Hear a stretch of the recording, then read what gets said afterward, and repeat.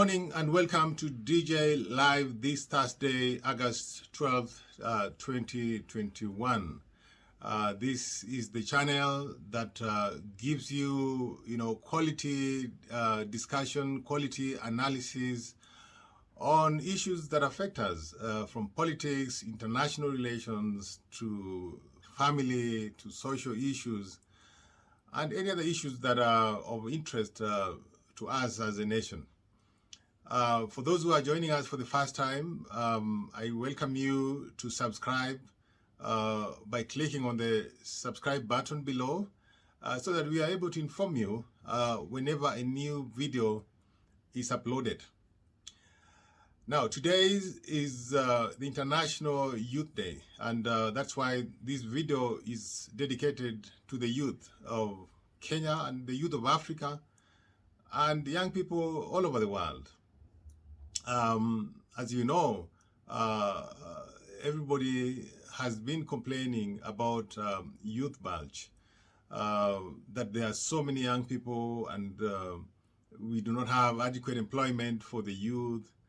And so we have seen, several governments and in several conferences, people talking about youth bulge and, the lack of employment. And I have always said, whenever I get the opportunity, to say that especially Africa should never complain about youth bulge.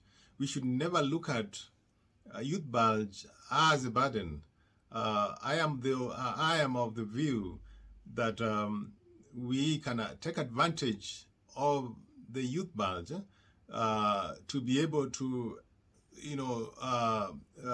to get maximum benefit.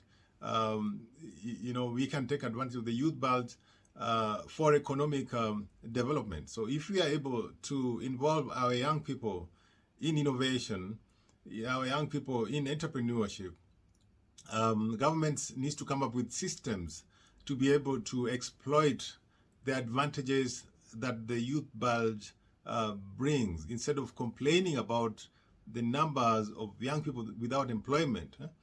Why don't we empower these young people with skills, for example, so that they are able to become innovative, they are able to become entrepreneurial, so that we can get more young people into jobs, into businesses, so that they can be able to contribute as economic citizens who is able to basically pay taxes, and also take part, in efforts to be able to help our nation, solve the problems that we experience daily. So, as you know, today's theme, the International Youth Day, is the theme is transforming food systems, youth innovation for human and planetary health. So, looking at this theme, I ask especially the youth, how can we take advantage of our innovative skills to be able to solve the problem of food?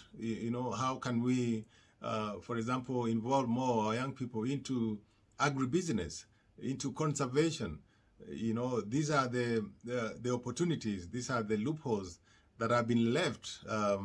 Whenever you walk, into if you go to our villages, if you go to our rural areas, or if you travel from here, to Kisumu, and all over the country, you'll find that there is a lot of land that is idle, that has never been exploited. Why? Because many people are actually focusing on the civilized places, places that have been developed by urbanization.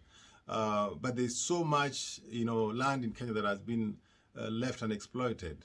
And I think that we need to encourage our young people to get involved in agriculture. I think if we get more people getting into agriculture, then I think we'll be able to achieve food sustainability as a people, and also we can solve the problem of unemployment.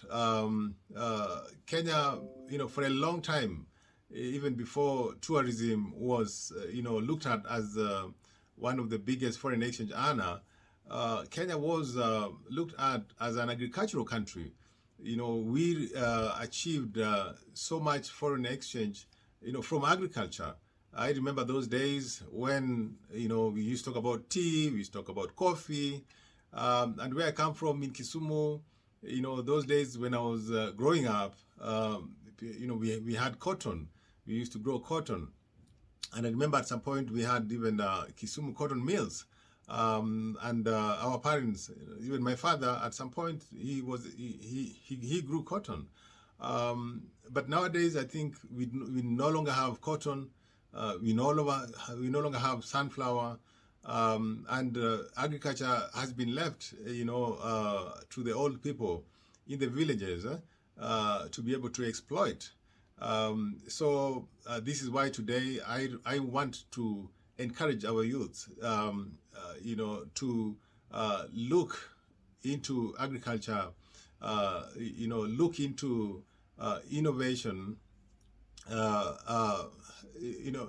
get rid of this thing we call shame occupation, embarrassment. I know many young people, they think those who are farming probably have not gone to school. They look down on people who are hawking. They think those are people who have not gone to school.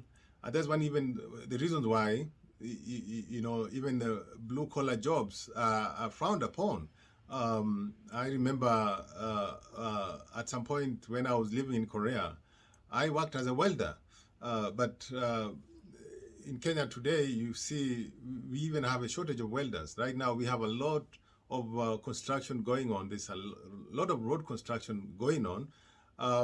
And some of this road construction is basically welding, and we don't have many young people who love these jobs. Many of us want to go to the university. We want to get white collar jobs in the offices. And this is one of the reasons why I think our economy is not growing the way it should. For those who are having this conversation about what type of economic model we need to have, I think we need to drop those semantics and just come back to the basics. If you are running as a presidential candidate, I want to hear how you'll make agriculture cool again, how you will get our young people to love agriculture, how you will, help our farmers in the villages be able to grow cash crops, be able to grow food crops. So these are the kind of things that will be able to spur economic growth from the bottom, to the whole nation.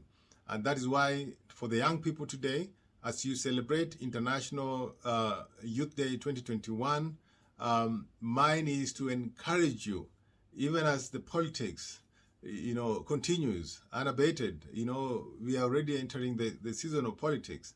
I want to ask you to focus on yourself, focus on your future. Do not look at the politicians as the savior who will help you to sort out your issues. These people, most of them care about themselves, and they're just interested in the next election. I want to encourage us to be like leaders. Be like leaders. Leaders think about the next generation, while politicians think about the next elections.